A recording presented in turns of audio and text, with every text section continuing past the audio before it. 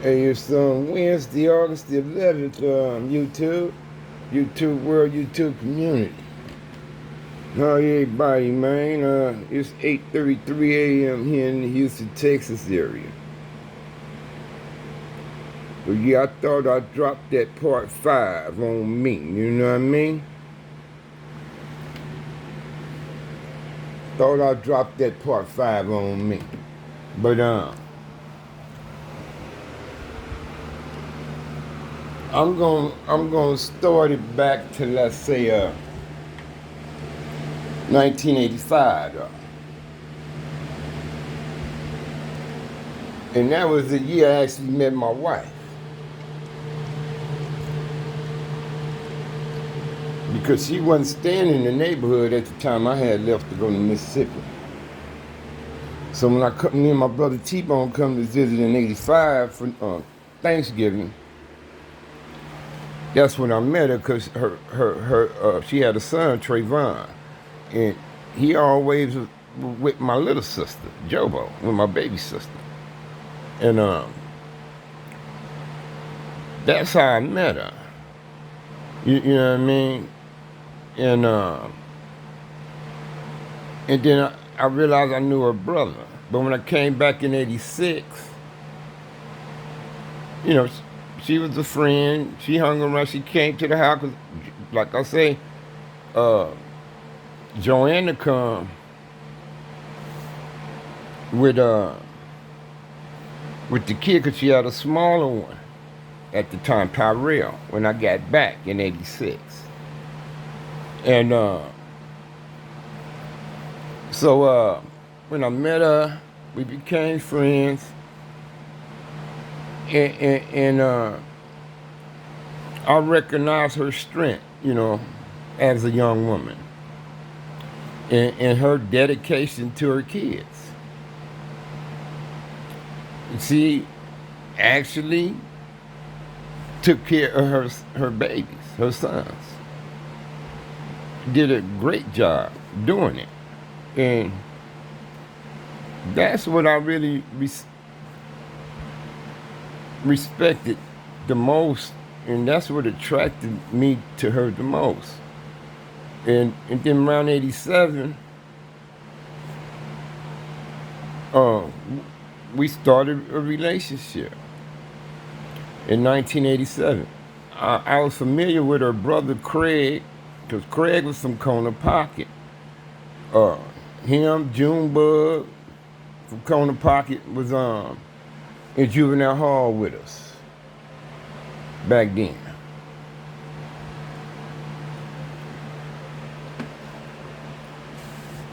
And that's when me and her formed a relationship, man. And it was sometime what?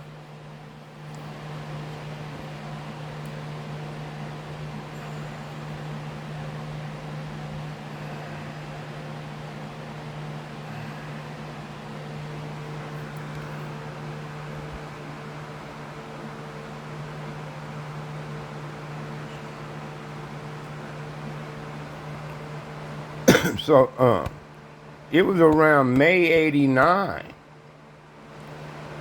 that she told me she was pregnant with my child.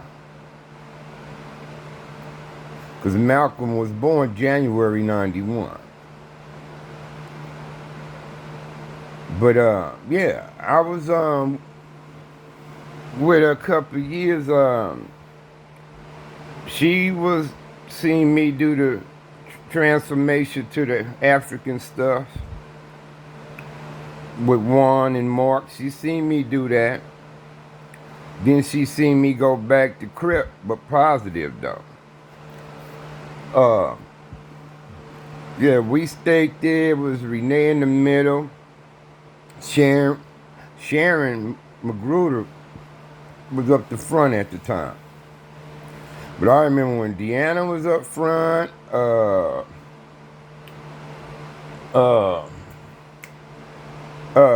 them New York people was there in the middle. I think Rod Scott had baby was one of them girls, the New York girls. Uh, I remember that shit,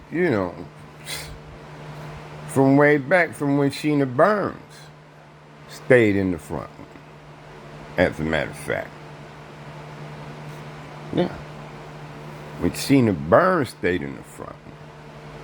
So, people in the hood know that triplex. Mary Broussard stayed next door, Poncho now. Then the next house over was the one Pat and them was in. Then it was the Duncans. And then who was it? The Dagninos, the Bravos. You know what I mean? Then you had Longinos at the Coleman's across the street. Everybody know to get down right there. Big Nose Stevens and them little duplex things right there on the corner, across from Big Rock and them's house. Peanut and them. Everybody know the deal, man. You know what I mean? As far as that go, cuz. But yeah, I met her in 87. She told me she was pregnant with my child around summertime, 89, May, 89, June, whatever.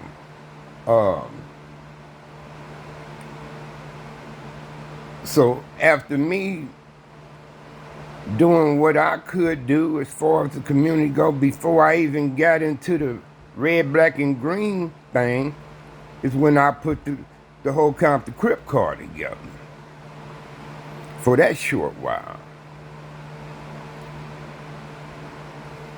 And then from there I went to, what, we need to really try to save some lives getting out of hand. Because a lot of shit went down after the CC Riders thing. A lot of shit went down and it just went downhill from there, yo. And but it got around to a conversation, and I'd rather raise my boys somewhere where you want to go. I've been to Mississippi. You want to go to Mississippi? Oh no, I don't want to go that far. But I got a sister that lives in Northern California. I like to go visit, see how it is up there. She been up there for a while, blah, blah, blah, blah. So she fly up there with the boys. She get out there, she called me, she said, yeah, it's cool. I said, well, as long as there ain't no Crips and Bloods, I'm good with it. I said, I don't want to be dealing with that kind of shit. And so she called, she said, no, there ain't none of that going on. She said, you got niggas doing their thing, hustling and carrying on, but as far as that Crip hoods and blood hoods, she said, no, ain't none of that going on. I said, well, let's do it. So, booyah. She went on up there with the boys, got the spot and all that. And Juan drove me up there and killed him and put a trailer on the back because the car on fire from smoking a cigarette. I don't know if I thumped it out or killer thumped it out, but whoop, it flew right in the box, cuz. And the car swooped up on the side. I was telling her, yeah. So we looked back, seen the motherfuckers on fire, flames, cuz it was a tall box. Flames, cuz. Man, we pulled over, I whoop, grabbed the whole motherfucker. I got a burning box and I run off the motherfucking trailer with it. Got it off the trailer. I didn't want it to, burn up other shit. Threw that motherfucker down, man. Started trying to smother it out and shit. And sure enough, man, there was a few things we could salvage and that. But we got the shit to her, And I told her what was going on. She said, I don't care. I'm just glad that you here with me. But I had a case pending, so I was going back down for court for possession. Charged me with a possession right after T was killed, but that's another story. I'll tell y'all how it ties into that arrest. But Yeah, I finally, because it was refiled against me. It was refiled. Because it was thrown out, then it got refiled. You know what I mean? I'm like, these motherfuckers say shit. But I took a 3-year probation. And I asked them, could I transfer it to Solano County?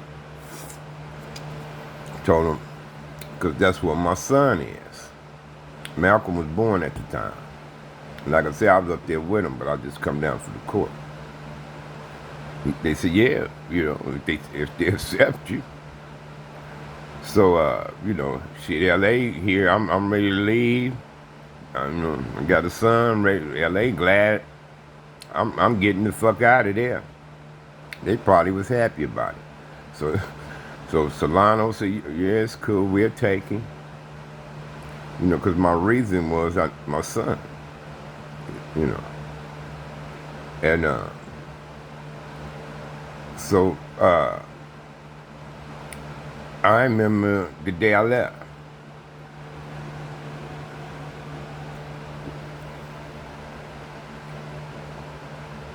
Because it could have been around October, November, early November, when I got the probation. So I told her I was going to, Mom's actually stay and have Thanksgiving with him before I go. I told my mom, I'm going to live up north, raise my son. So I told her I'm going to have Thanksgiving with the family, and I'll be there. So the day after Thanksgiving, 1990, when I left for good, when I knew I was gone. But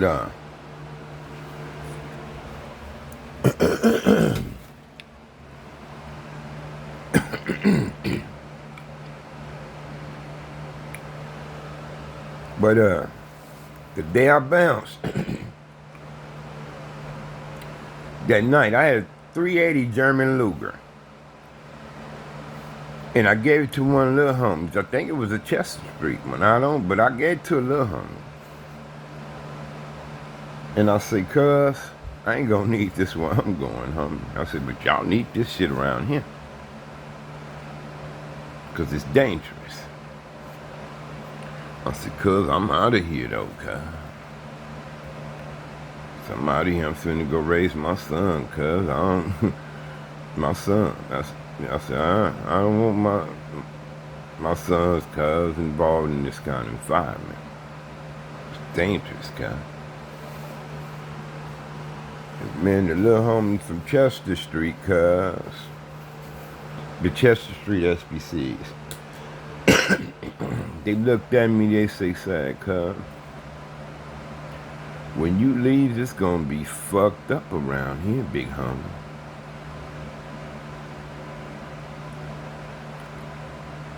That was their exact words.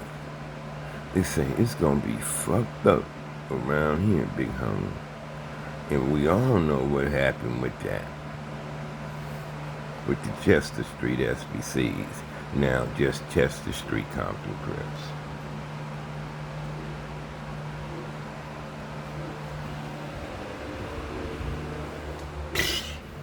And then with the South Sides too.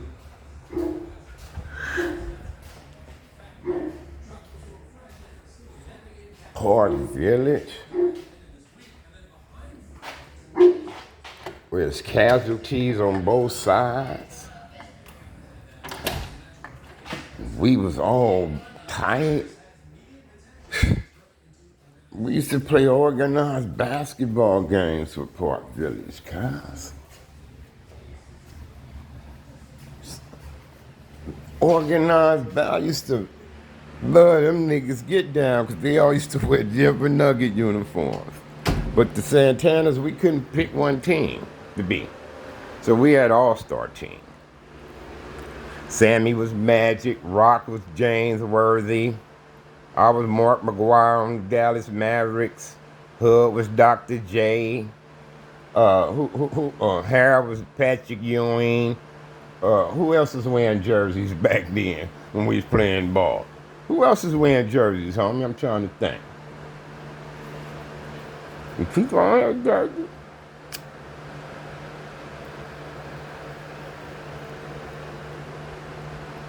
What jersey T-Bone was wearing? But yeah, we had an all-star team, guys. Some homies ain't had jersey at all. They ain't their shirt or something, you know. But yeah, cuz, but we had fun. I mean, South, come on, God, that was family. Well, for us MTCs anyway, the RSW side, us who went to Roosevelt, all them dudes south of Alondra was our allies from Spooktown to Ducky Hood.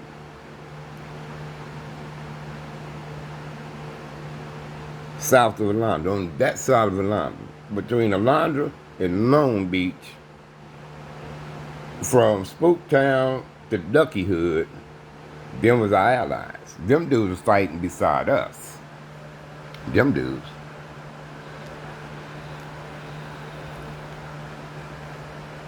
Yeah. I had one of the homeboys, a main hitter, give me a phone call in regards to his son. Well, he was in our era. Real soldier. This dude is, cuz. Loyal to the bone, right? And I ain't gonna put him out there. But he gave me a call, said, cuz my son's south. I said, your son's south side? He said, yeah, side. He said, but anyway, blah, blah, blah. I said, yeah. I said, okay, well. I said,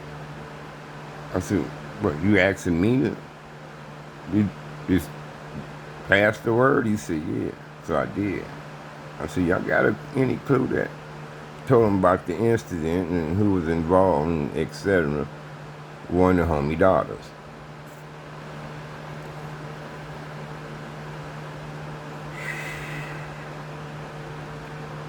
But anyway, didn't nothing even really escalate from that. But I think he went down on some other issues. But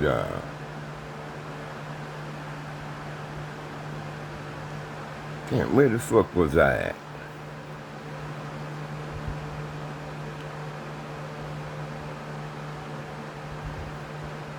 But anyway, we all know the issue with the Chester Streets, the Park Village, and the South Side.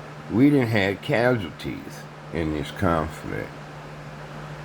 We done lost a lot of the homies in this conflict, and one of them is old. One of them is at least 22 years long. They battle. I mean, the South Side and the Santanas. That's too long. 22 years, cuz? Of hate? That's because of all the killings.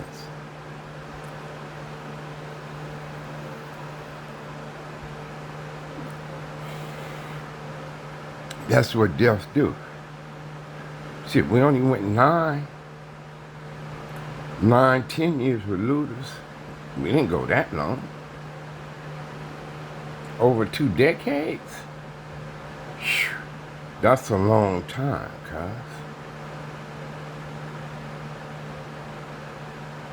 That's a long time. Some boys who claiming the hood wasn't even born. If they 22 on down, they wasn't even born. Or let's say, if they was 28, they weren't but 6 years old when it happened. You see where I'm going here? So, they shouldn't be dying over this conflict, not the guys coming in. They should be exempt from it. They shouldn't be allowed to carry it on. You know what I mean? Represent it you know, especially if they ain't killed now anyway. And they just doing it on the strength that the hood don't get along with them. But let's get off of that, because this ain't about that, cuz. It's about me leaving. But anyway, it was day after Thanksgiving when I left. And I moved to Northern California, and I went to work right away, you guys. No drug dealing, none of that type shit. You know what I mean? I just signed up with an agency, and when they gave me assignments, I always was asked to return. Because I took the same ethic that I had as a gang member. You know what I mean? To be real about this shit, to go all out. Don't be faking the funk, none of that shit. You know, the same mentality. I took that to the work arena, homie. You know, and through that, man, I gave them professional and quantity work, homie. And they generally paid me well for it. Generally paid me well for it, cuz.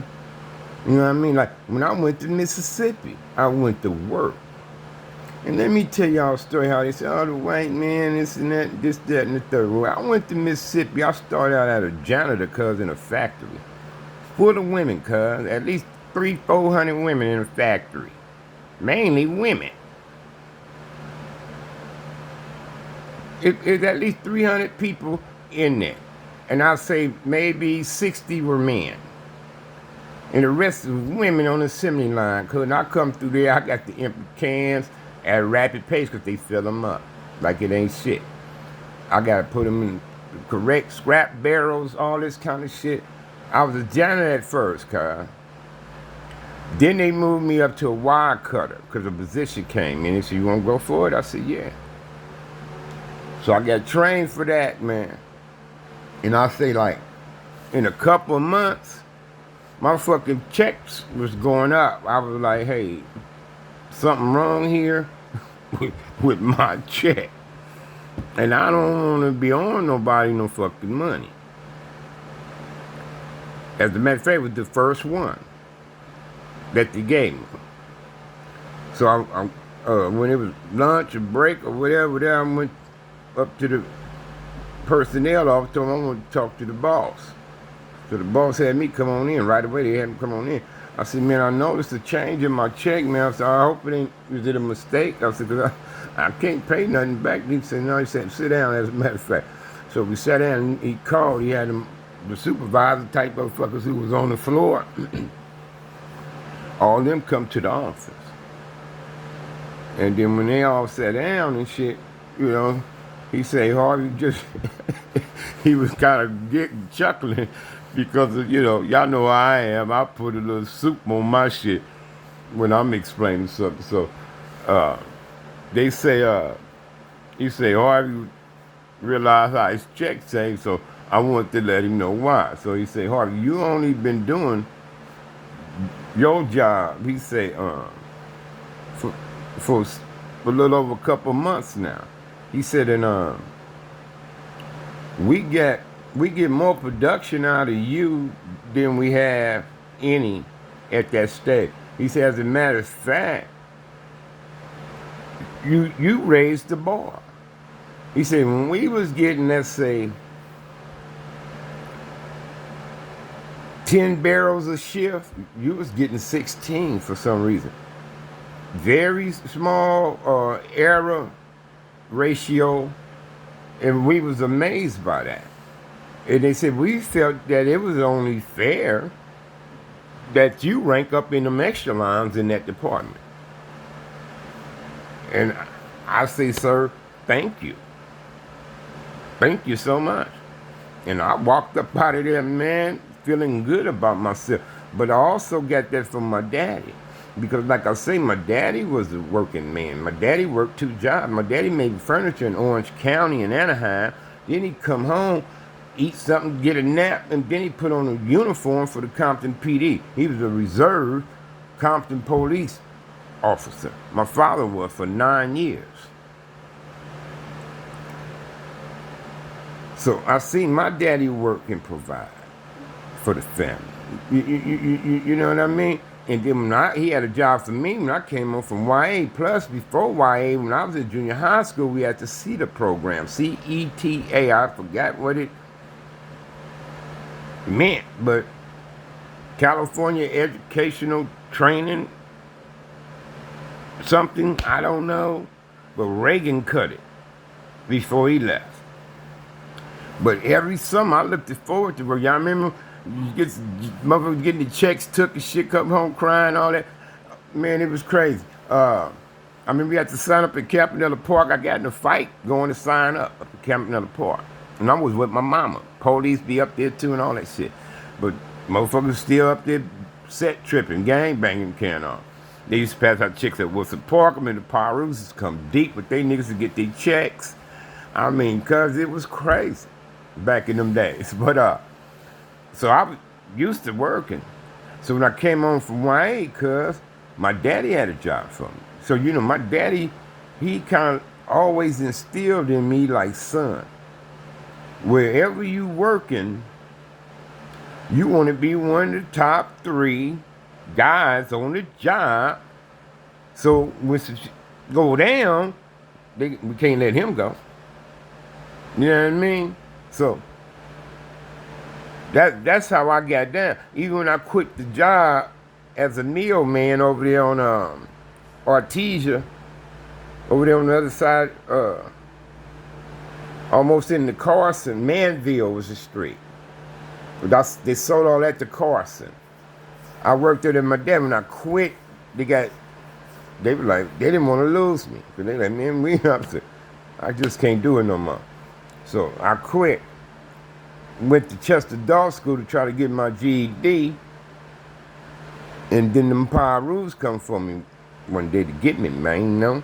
But police was up there, they couldn't really, but they was threatening me. So these niggas had golf clubs, all that shit, homie.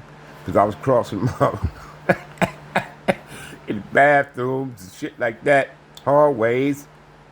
And word got out I was in that motherfucker, right? Shit, they come for me. But when they come, Compton Unified School, this police was there, and the Compton PD was there. They couldn't do nothing really. They took some, you know. So when they got on, me and old girl got in the car, because she was going up there with me too. We got up out of that bitch, man. I didn't go back. I said, fuck that. I ain't risking my neck no more for that shit. So I didn't go back. But yeah, when I went to Northern California, cuz I went to work for my family, man. Then I ended up getting on permanent at an explosive company. I actually made parts for the space shuttle, the Tomahawk helicopters, and you know, you understand, did professional quantity work for them. Let me tell you a story about a guy. He was an ex-military guy, right? And they had him on some of that stuff too. And this fool used to be in there on the phone with his girl, always worrying about his woman and carrying on, right? Because supposedly she cheated on him before. And he always was lacking on his work, and he used to cheat on his assignments, but I didn't know at first. But he did it in front of me. And I said, man, what the fuck is you doing? He said, no, man, that's the only way I'm gonna get myself caught. I said, man, that's bullshit, man. I said, don't do that shit in front of me, man. I said, that ain't fucking right, homie. I said, man, this is important shit we work with. And I say, you know fucking well you go according to the assignment, man. And you gonna sit up here and tell me you skipping dies? I said, man, fuck that, man. Where does something go wrong with that shit, man? You know? I said, man, we making shit for space and military. And I said, man, you telling me you was in the motherfucking sir? I said, man, you full of shit, man. I said, man, don't you ever fucking do that shit around me. Or the next time, I'm gonna report your motherfucking ass. I mean that shit. I got away from him, man. I didn't like him. He walked like he had a stick in his ass anyway, cuz. I never really liked it, that dude, homie. Yeah, you know. But, you know, I don't play that shit, man. I remember when we had to do the shit for the airbags, cuz. We had some sensitive explosive shit we was working with. And they gave the assignment to me because I was the best fabricator. That's what I was, a fabricator, homie. And I made the line that make the airbag boop pop open that fast. We was doing that. I remember I had to go in there and tear it down to clean it up. I used the alley wrench to try to get my dives and these other centerpieces out right. That shit went off like louder than a firecracker. Maybe not as loud as the M80, but louder than the firecracker. Pow! Ooh, good thing, man. I had the ear things on and shit, man. They like, everybody come running in. What happened? I say, man, I guess the friction, I say, because it's, I say it's powder all up in here. And I said, when I put the wrench in there to break the bolt, break the bolt, the nut, the bolt or whatever, because you take element. I said, I guess the friction caused it explode. They say, wow.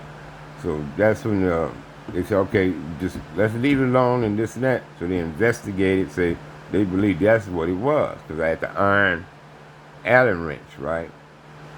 And so they all come up with the suggestion for me to dilute it with water. Dilute it with water. Absorb it up, lube it with water, and then boop, boop, do your screws. When it's time to do that, right? Because powder was building up all down in the thing. It's a good thing we did that, because if we had to continue, it could have been worse. So we figured all that shit out in a trial run, and then the next thing you know, it was a go. We started running them, and I was the first one to be doing them. And when they seen it, okay, it's fine, we started training other ones to do that sensitive explosive shit. Because you see how fast it take a airbag, boop, to pop open. Bam, soon it, bam, So I actually worked with that, with the explosive company, while I was, up there in Northern California, I did thermoplastic. I did stuff for incubators, computer parts, all types of stuff, homie. Shit. I work for some pots and pan people up there. You know what I mean? I did everything I did. I worked at a gas station / store. I worked 2 jobs at one time. When I was at the pot and pan people, I used to come home, get a couple hours of sleep, go over there to the gas station / store, work till 12. I had to be to work at 6 at the other place. I got home before 1 because we got to count the money, all that shit, And because I used to walk, I stay right up the street from that, around the corner type shit. So I'd go home, sleep about another 4 to 5 hours, get up, whoop, go to the pot and pan job. See what I'm saying? I did what I had to do to provide and support my family. And I continue to do so.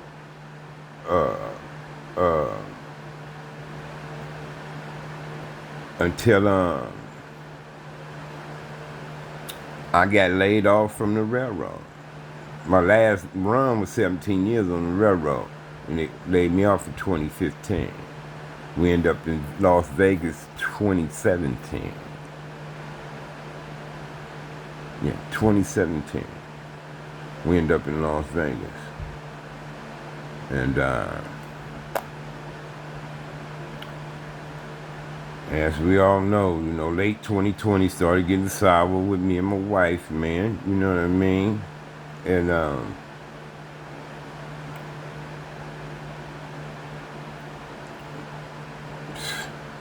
And I miss her, man. You know what I mean? And for y'all who don't know, her name is Noni Menifee. That's my wife. With Nona Menifee, known as Noni the most. You know, she went to Mary Anderson, Willowbrook, Centennial. You know, she had family that was mob on the east side and Jarvis Street mob on the west side. Homie, big time players in that shit over there in their hoods. You know what I mean? Pierre and Big Mike was her cousins. And then over there on Jarvis Street mob, Lucky and Dale was her cousins. Dale and them first generation Pyro dudes, man. Straight gangsters, man. I respect them dudes, man. West Side know these cats. I mean, y'all used to have meetings at their house, from my understanding, over there on Jarvis. We had a couple run-ins with Jarvis trying to cut through there, and the traffic light get you, you know? And they may be bouncing in or out of that motherfucking spot us. Whoop, you know. But, yeah. I'm familiar with them guys, bro. But yeah, homie, that woman saved my life, man. Blessing me as a father. And through that, man, she blessed me to be a husband. And then through all that came a grandfather, being a grandfather and so on. Yeah, I only have one biological son in Malcolm, but I consider the other two boys my son, Trayvon and Tyrell, because I love them two boys unconditionally as I do my own. As a matter of fact, I have a better relationship with them two than I do my own for some apparent reason. But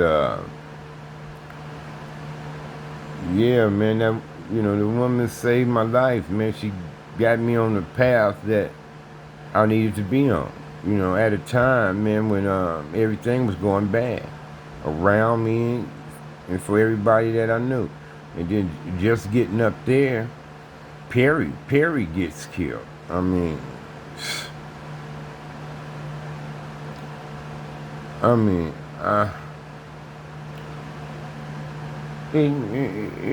it was just devastating, homie, to see so many people dying back then, man. Rod, man, Little Pimp, Bunk, just too many people, man. David Batts and Hawk, Ada. I mean, too many. While I was in jail, man. Gangster Fred Vincent, Bullet, man. I mean, everybody was just getting killed, brother. I mean, Tam, Salty, Bartender. I mean, people were just dying rapidly, brother. Like it's people dying, man. Poo, you know, Village Boy. You know what I mean? Kurt.